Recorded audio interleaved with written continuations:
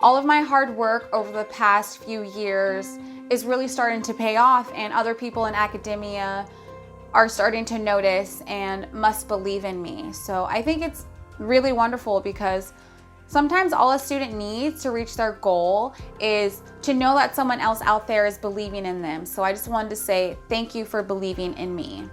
I decided to join leadership teams through student government and student organizations, and it saved my life because I learned really great best practices from other leaders.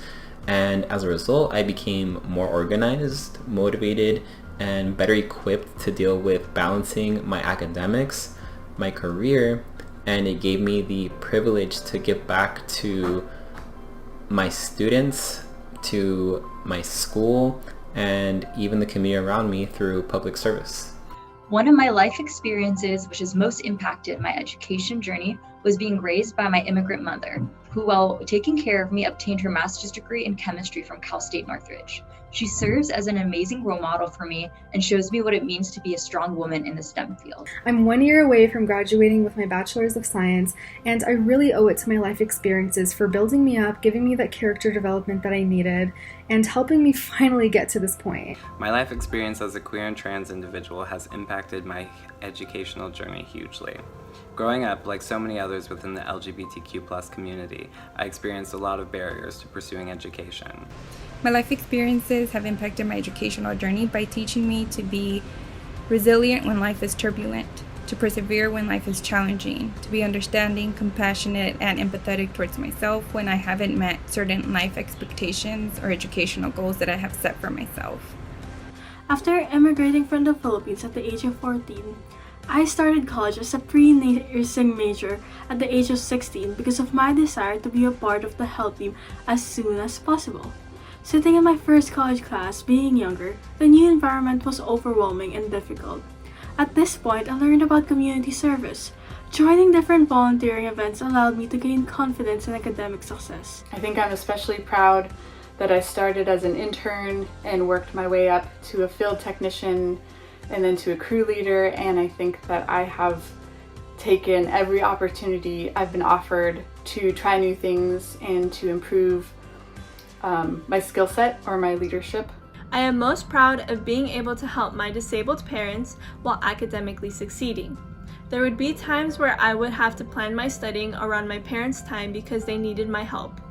That was at times difficult, but I did not let that hinder my academic goals of achieving good grades and working hard towards my degree, and it feels good for my hard work despite the circumstances to be recognized. I also proud of being among and fulfilling my duties while maintaining higher GPA, but I am most proud that I always remember where I come from, who I am, and how fortunate I have been. I have the honor of counting on the support of my academic community. I have endured great loss and difficulties over the last few years, and it's encouraging to know that I have others around who believe in me and support my aspirations.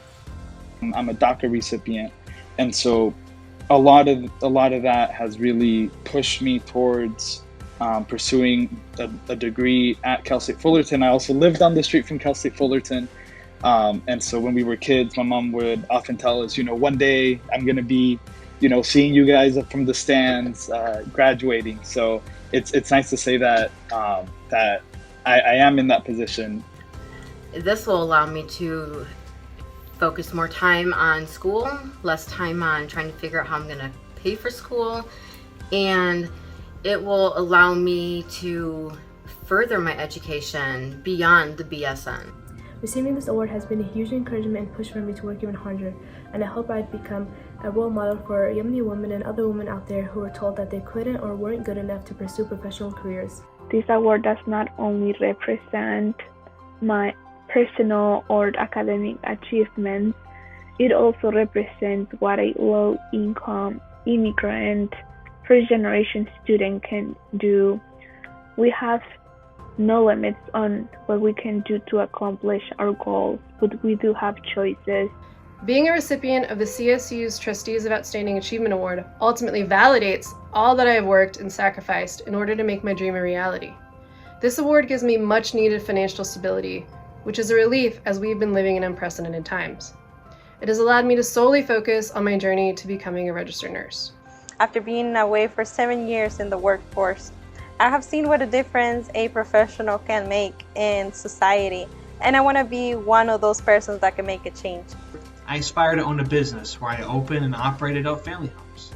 These homes are for people who have physical or cognitive disabilities, and I can provide an environment that is caring, adaptive, and gives a sense of belonging, like a family. As a historian and activist, I plan to write Mexican women back into contemporary Mexican history and give them the voice that they have not been given previously. Activists shed light to important issues and represent marginalized communities, and that is exactly what I intend to do with my work. I want to become a policymaker that considers all groups when creating policy. I hope to pursue a career where I can make change and empower individuals by creating new opportunities. I aspire to use my degree in pursuit of environmental justice and to pave a path for students of color to join careers in STEM. This award means a lot to me and my parents. It proves that hard work eventually pays off. I myself am a part of a minority group that is slowly rising. Therefore, it also demonstrates to my people that if I have gotten this far, so can they. We are here to break barriers and stereotypes. We are more than just a stereotype, and people do believe in us and our capabilities. All that is left is for us to believe in ourselves and trust the power we hold, because we are powerful.